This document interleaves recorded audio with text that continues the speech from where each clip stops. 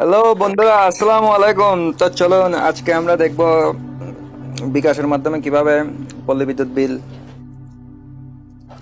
Payment করতে হয়।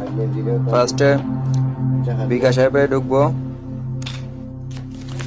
যারা বিকাশ অ্যাপে ঢুকতে চান তারা লগ ইন দিবেন। আমি বায়োমেট্রিক লগ ইন করে দিলাম অ্যান্ড পে বিলে ক্লিক করে বিদ্যুৎ সিলেক্ট করবেন।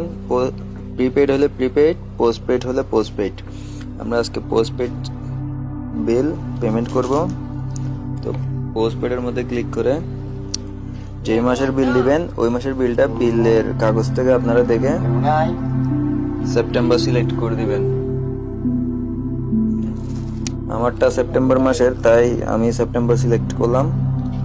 তো এখানে গ্রাহক হিসাব নং এই নামক একটা সিরিয়াল নাম্বার আছে, যেটাকে এখানে বিকাশের মধ্যে SMS অ্যাকাউন্ট নাম্বার বলা হয়।